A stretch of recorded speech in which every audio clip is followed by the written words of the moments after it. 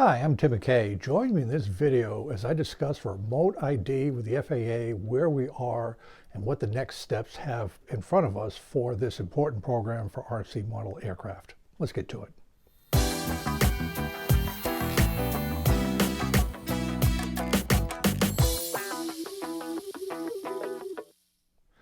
Again, thank you for joining me in this video. It is January 2023, and I'd like to give an update on remote ID, the FAA's important program for RC model pilots where they will track where we're flying as well as our takeoff location.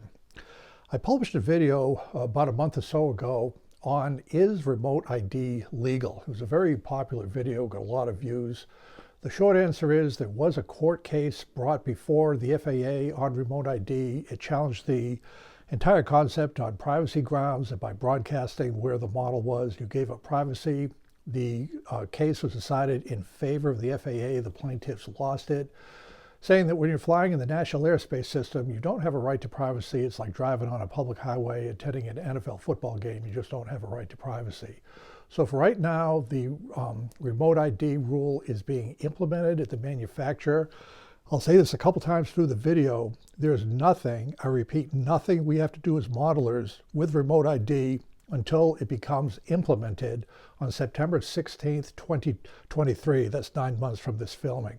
But I do want to give you some important updates in the background and what will happen next, because in my previous video on is remote ID legal, the comments got to be pretty intense. I actually had to turn them off at the end when somebody brought in the Second Amendment and gun rights. This is RC model airplane flying.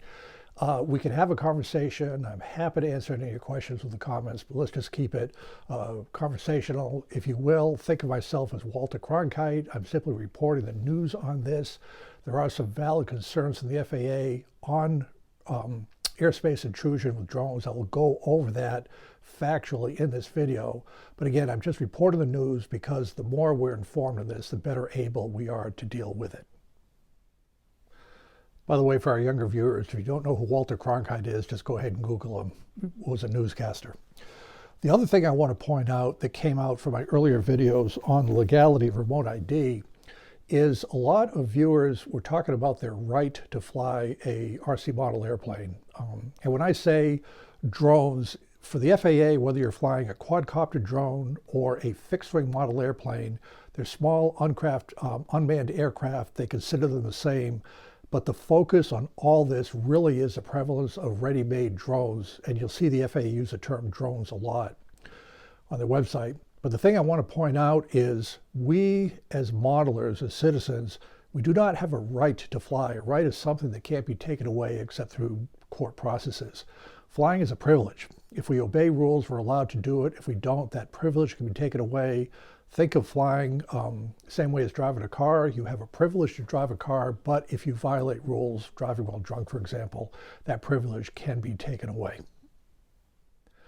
So I'd like to talk a little bit now about some history of the FAA and why they are implementing this remote ID rule. First of all, when you go to the FAA.gov website, the mission of the FAA is air safety. It is safety for people that fly. It could be passengers on United Airlines, it could be pilots, it could be parachutists, it could be glider operators, it could be RC model pilots. The FAA is allowed by Congress to set up rules, regulations, training instructions, and so forth to ensure that we have a safe and efficient national airspace system. You could be training air traffic controllers, flight attendants, commercial pilots, check ride standards, standards for manufacture of aircraft. Is a whole range of things, to include classification of the airspace so we can fly without a big danger of hitting each other while we're flying. Oddly enough, one of the bedrock understandings of the FAA to promote air safety is a program called See and Avoid. What See and Avoid means is that when you have the FAA has assumed up until quite recently that anybody flying in the National Airspace System is a pilot aboard the various aircraft. And what can happen is those pilots can see other aircraft and reasonably take efforts to avoid hitting the aircraft. If it's bad weather, you're not supposed to be flying, the rules and all that sort of stuff.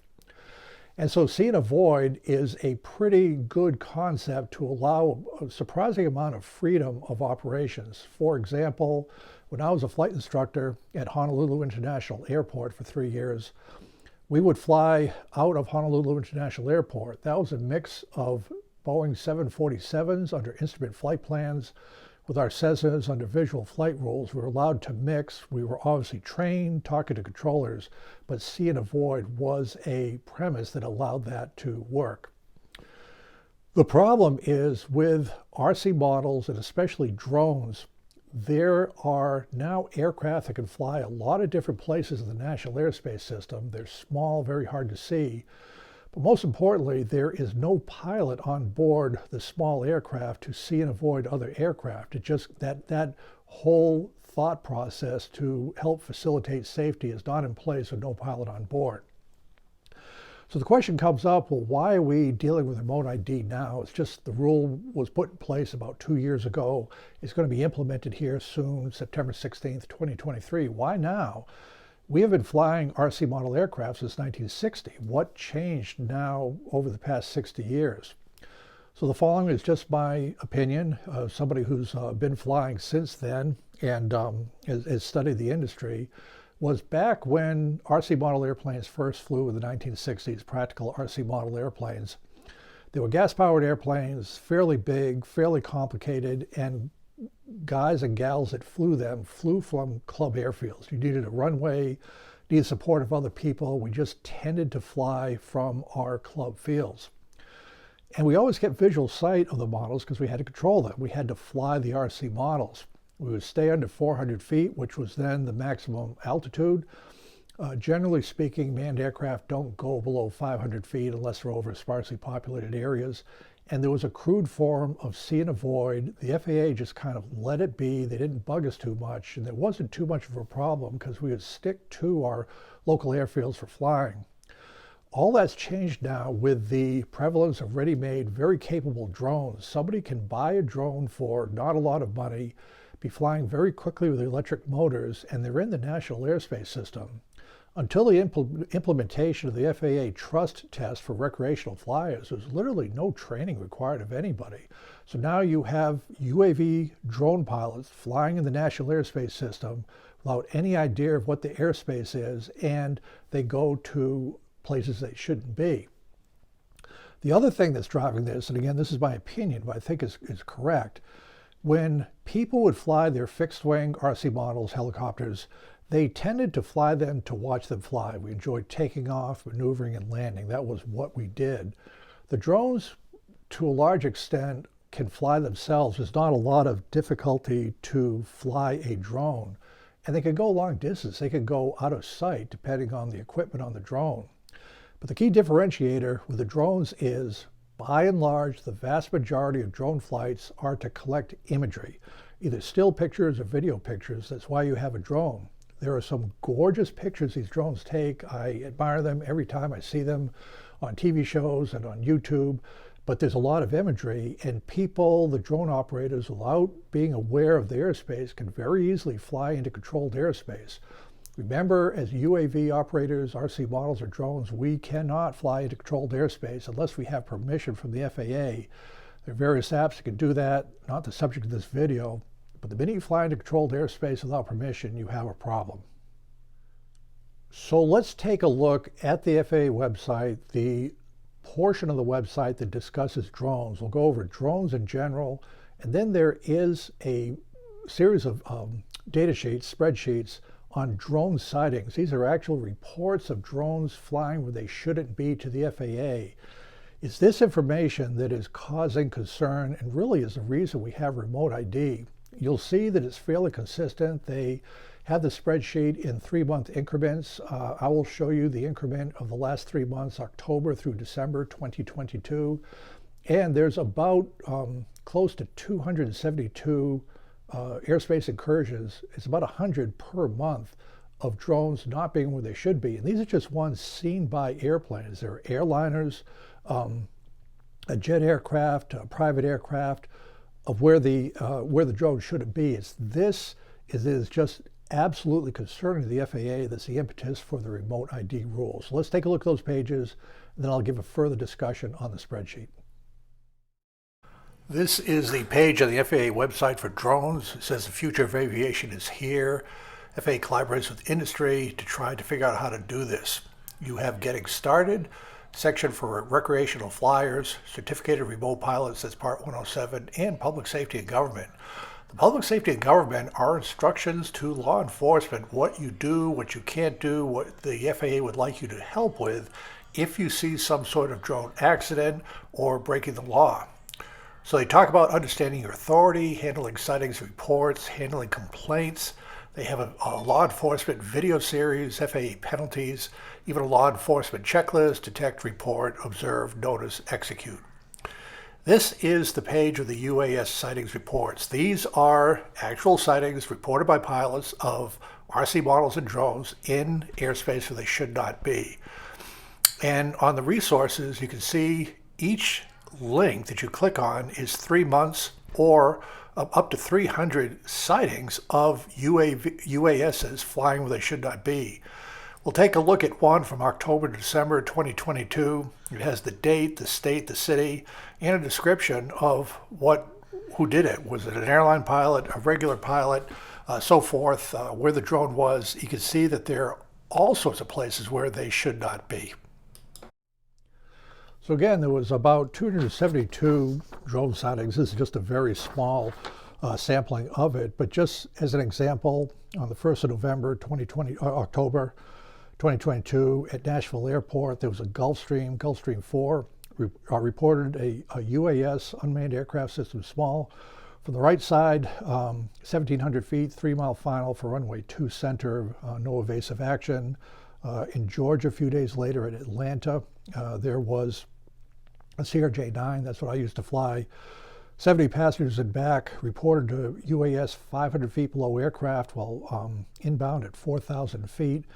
No evasive action taken. Oklahoma City, there is a Dassault business jet, reported a quadcopter at the 12 o'clock position, flying southeastbound 50 to 100 feet at the approach end of the runway 17 left.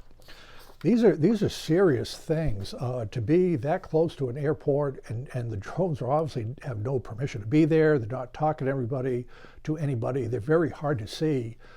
The implications of a midair with a drone, especially some of the larger drones that could cause damage to commercial aircraft, potentially loss of life, God forbid, are just too terrible to even think about. So because this is a problem and growing over time, with the drones, something has to be done with remote ID. As I mentioned earlier, the remote ID, this is kind of unusual. On the FAA web pages, there's instructions for law enforcement what to do if they see a drone. Because normally when there's a problem with aircraft and pilots, the pilot is involved directly with the FAA. In this case with drones, a police officer, park ranger, tribal authority, there's a range of police officials that could be the first one to respond to a drone if it crashes or a sighting. There's actually instructions on how to handle it. The FAA has a law enforcement assistant program. Your point of contact for federal, state, local, tribal, international law enforcement agencies for the drones. There's a law enforcement series of videos. The FAA penalties, it says to police, the FAA is responsible for the safety of U.S. airspace. There are multiple options to fly a drone legally. However, if an operator chooses not to follow those requirements, they could face civil penalties, potential criminal prosecution. And finally, the FAA includes a law enforcement checklist: detect, report, observe, notice, execute. Basically doing a investigation for any further action from the FAA.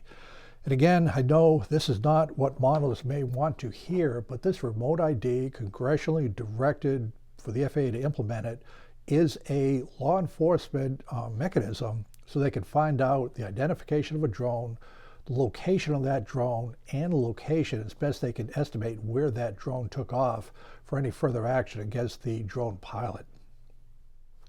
So now all that kind of unpleasant, scary stuff is out of the way with the sightings, what's driving the FAA to address these airspace incursions with remote ID. Let's talk a little bit about the remote ID, where we are, where we're going.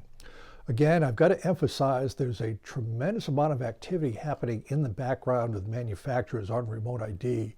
There is no FAA-approved remote ID system yet. This is January 2023 that I'm aware of. There are some manufacturers, DJI, that believe they are compliant with the FAA, but there are some very technical things called method of compliance that just got approved in December that until the FAA goes, this drone is certified as not. But it doesn't matter because we don't have to fly with the remote ID ruling until September 16th, 2023. So right now there's a three-part series for remote IDs that the FAA is part of the program. The first one is the remote ID is built into the drone. So when you buy it, it's all built in, everything works fine. You don't have to do anything. The second of three parts is there'll be a module that you'll put in your model that'll make you remote ID compliant. Again, those are being developed. There is no module available for sale right now. And then the third option, I think, is a pretty innovative, user-friendly method to comply with the remote ID called FRIA. FRIA is FAA Recognized Identification Area. A FRIA is basically your local AMA airfield will have permission from the FAA to fly your models within that FRIA airspace, i.e. at your field, without any need for remote ID. So for any RC flyers, to include drone operators, that fly at an AMA field after September 16th, 2023, you don't need to do anything. It's just like you're flying right now. So just a quick addendum to the FRIA. There are no FRIAs identified right now. The first step, the FAA wants to talk to a community-based organization. The AMA was the very first recognized community-based organization by the FAA in November. That's a huge step. That means the AMA is now authorized by the FAA to discuss with them the FRIA process, how clubs can apply. No clubs have granted that yet. It will happen by September 16th, 2023, just for your background knowledge. If you're at an AMA field, you're flying in the FRIA. So there's still work to be done with the manufacturer's compliance. The original compliance date for the manufacturers of drones was September 16th, 2022. Nobody made it, to include the FAA. The FAA slipped that compliance date to December 16th, 2022. There's still nobody that's been blessed by the FAA. The methods of compliance have just been published. What's happening with the FAA, they're not changing the date yet, although they may. They're just simply not enforcing that. The drone operators know they have to come up with this system. They're working diligently on that. We'll just have to wait to see what comes up from that work. I also imagine that companies like Spectrum that are very innovative companies are probably going to come up with some sort of RC receiver that is remote ID compliant. We'll just have to wait to see what happens on that. So obviously everybody's interested in what information is going to be broadcast with remote ID. Remember, when you're flying with remote ID, the information is broadcast only while you're flying. When you're done flying, it's out of the system. And what the remote ID will have is a unique identifier for the drone, your lat, longitude, altitude, velocity, an indication of the latitude, longitude of the control station where you took off, because they know you could move, and a time mark. So those are what remote ID will do. And again, we don't need to comply with that until September 16th, 2023. One other item to keep in mind that will get where you don't have to comply with the remote ID at all. When you look at the regulation, remote ID is required for all UAVs, RC models, and drones. It must be registered with the FAA. You only have to register aircraft that weigh 250 grams or more. If the weight is less than 250 grams, which is 8.8 ounces, you don't have to register the model, and you don't have to have any remote ID. And there's a fair number of models that are pretty pleasant to fly that are under 8.8 ounces. The idea is these models are so small that they're not going to do any damage to any aircraft they're going to hit, so just the remote ID is not necessary for these aircraft. So my advice to anybody who wants to listen to my advice on remote ID is just to relax. We don't have to do anything to comply with it until September 16th, 2023. Nothing. There's a bunch of work that's going to be going on in the background. I think this work will evolve over time as manufacturers talk to the FAA, what they can do, what they can't do. I think there's a good level of discussion between the FAA and manufacturers on this. We just have to stay tuned if we don't know that.